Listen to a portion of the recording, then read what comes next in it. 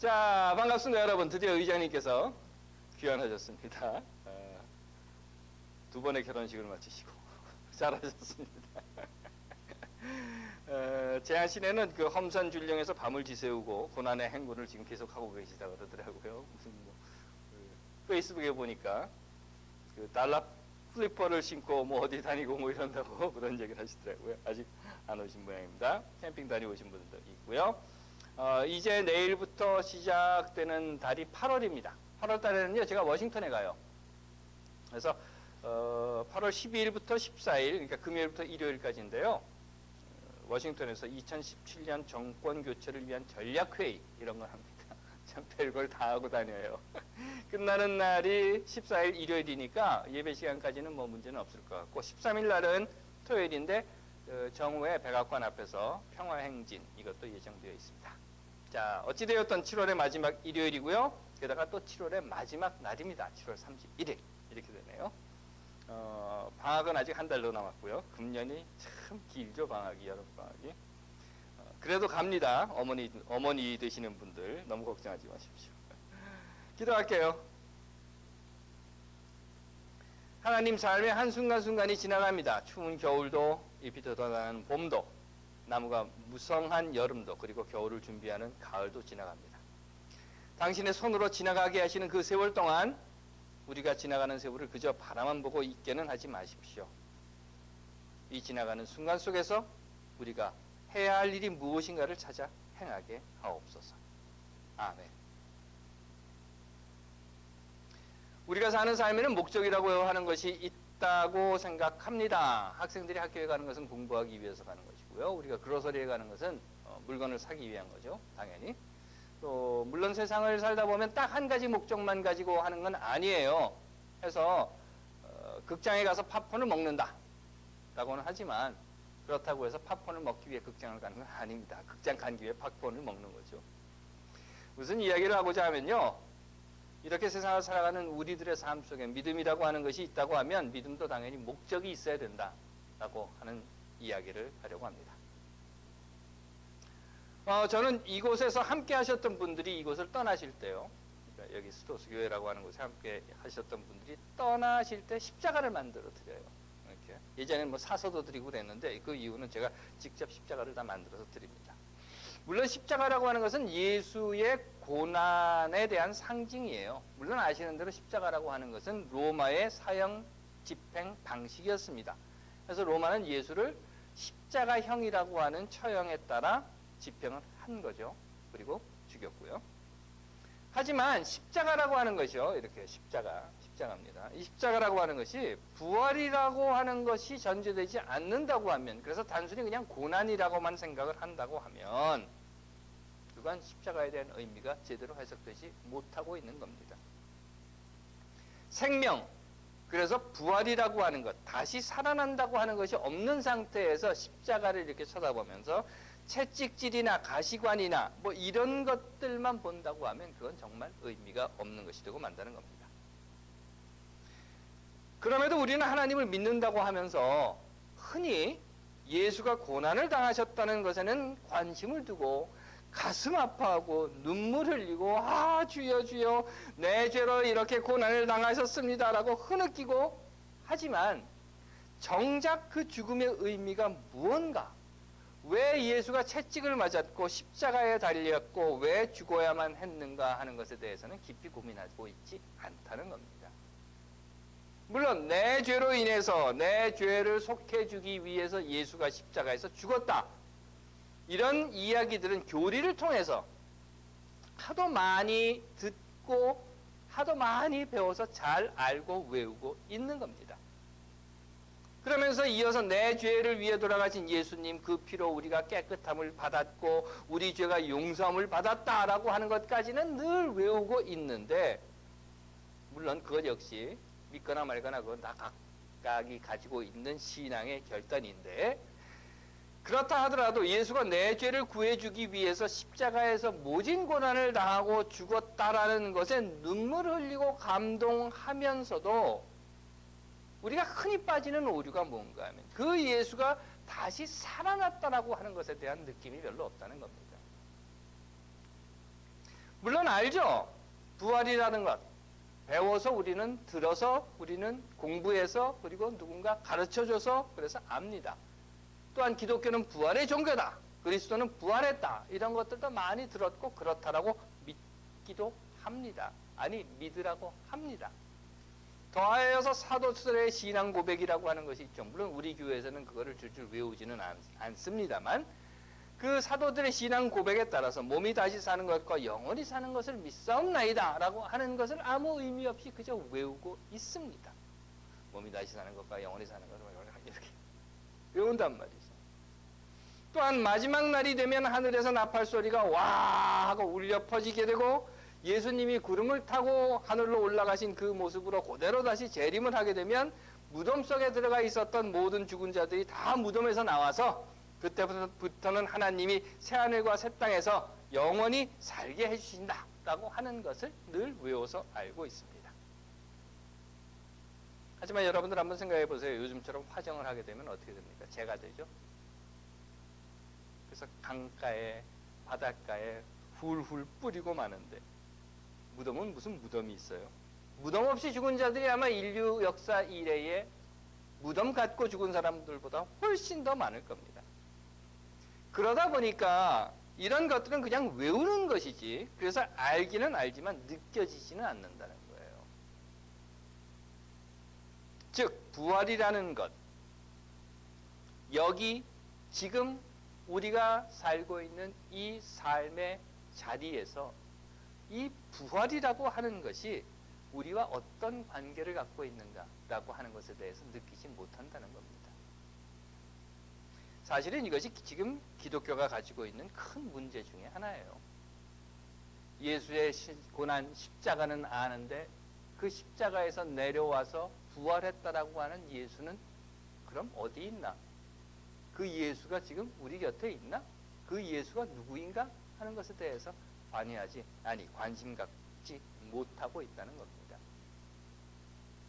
내 죄를 속해 주신 주님 십자가에서 죽으신 것을 보고 아흐흐흐흐 하고 통곡을 하며 아이고 주님 나를 위해 이렇게 고난을 당하신 주님 나를 위해 저렇게 죽으시고 하고 흑흑 땅을 치며 내 죄가 용서받았다라고 하는 말은 하지만 그러면서 한바탕 눈물 흘리고 회개하고 나니까 이제 속이 후련해 나는 깨끗해졌어 이렇게는 한다고 하지만 주님 감사합니다 내 죄를 용서해 주셨으니 감사합니다 라고는 하지만 사실 그렇잖아요. 나를 위해 고난당하시고 죽으심으로 내 죄를 용서해 주시고 이 피와 같이 붉은 죄를 눈과 같이 깨끗하게 씻어 주셨으니 얼마나 감사합니까 하고 회개하고 기도하고 눈물 흘리고 그리고 난 다음에 어떻게 하죠? 이제 나는 깨끗한 사람이 되었다. 내 죄는 다 용서받았다.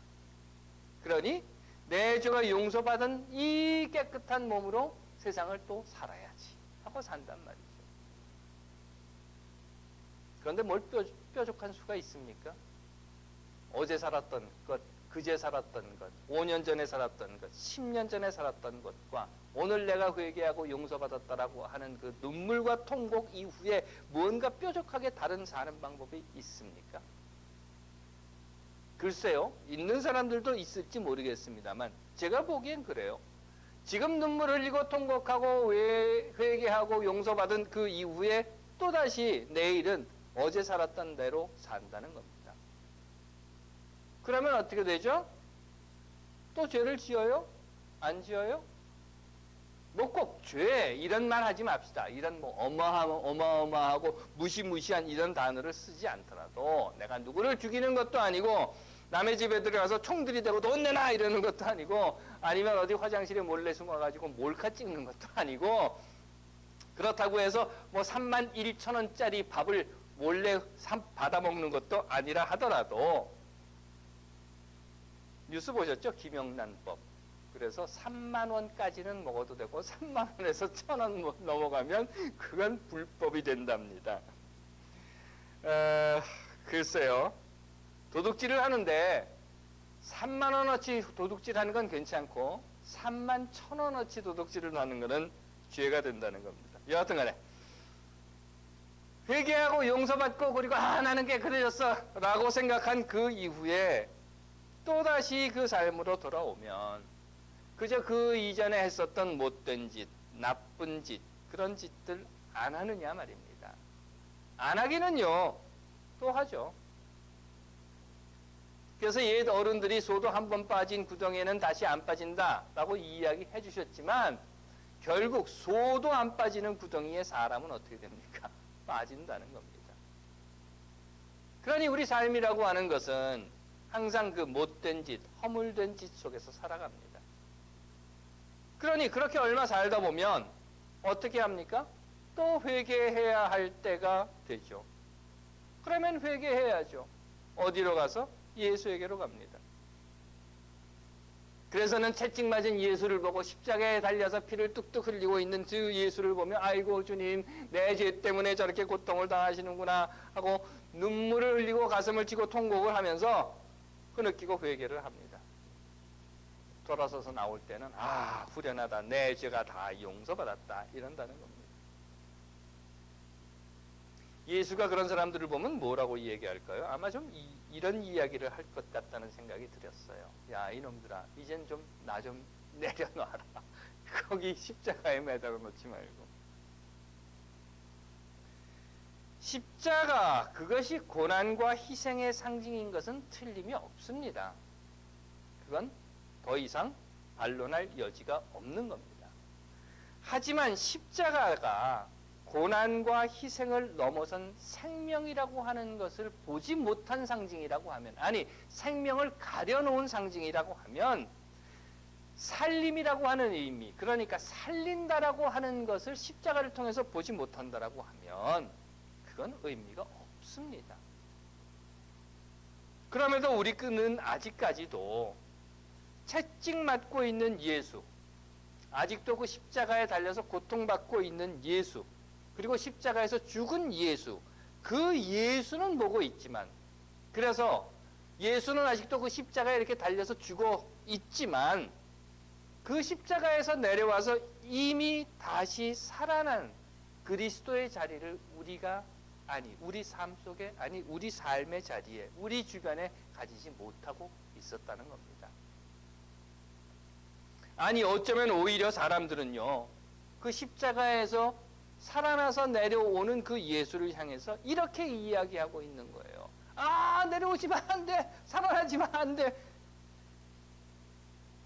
예수, 당신이 거기에서 내려오고 당신이 살아나면 내 죄는 누가 속해주는데? 벌써 십자가에서 내려와 버리면 앞으로 나는 어떻게 하라고? 하고 그 자리에 그냥 묶어두려 하고 있다는 겁니다. 매달아 두려고 하고 있다는 겁니다. 죽은 채로 거기에 그냥 걸려있게 하려고 하고 있다는 겁니다. 물론 그럴 수는 있을 거예요. 사람이니까. 그렇잖아요. 내 손가락 끝에 박힌 가시의 아픔이 다른 사람이 다리 하나 잃어버린 것보다 훨씬 더 아프다라고 느끼는 것이 사람인지라 그럴 수는 있을 겁니다. 예수 십자가에 나를 위해 매달려 있어야 된다라고 하는 것 할 수 있을 겁니다. 하지만 나만을 위한 예수라고 한다면 그래서 예수는 항상 나를 위해 그 십자가에 매달려 있어야 돼라고 한다면 한번 생각해 보십시오. 만일 예수가 예수 스스로 자신만을 위해서 십자가에서 그렇게 죽은 것이라고 하면 아니 만일 예수가 이 땅 위에서 살면서 자신만을 위해 자신의 믿음만을 위해 살았다라고 하면 예수는 결코 십자가에서 죽을 일이 없었을 겁니다. 하지만 예수는 세상에 대한 책임을 집니다. 그리고 그 세상에 대한 책임으로 십자가에서 자기 스스로의 목숨을 바칩니다.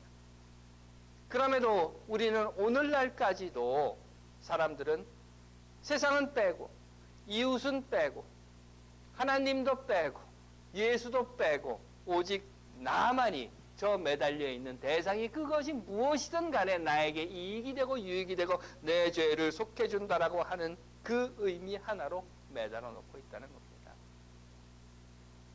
결국 맨날 허구한 날 죄짓고 용서받고 회개하고 용서받았다라고 생각하고 또 다시 그 삶 속으로 돌아가고 다시 또 회개하고 또 용서받았다고 하는 다람쥐 쳇바퀴 돌듯 십자가에 달려있는 예수 외에는 십자가에서 이미 2000년 전에 내려와서 지금 우리 옆에 있는, 우리 주변에 있는, 우리 삶 속에 있는, 우리의 발걸음 속에 있는, 우리 곁에 서 있는 예수는 보지 못하고 있다는 겁니다.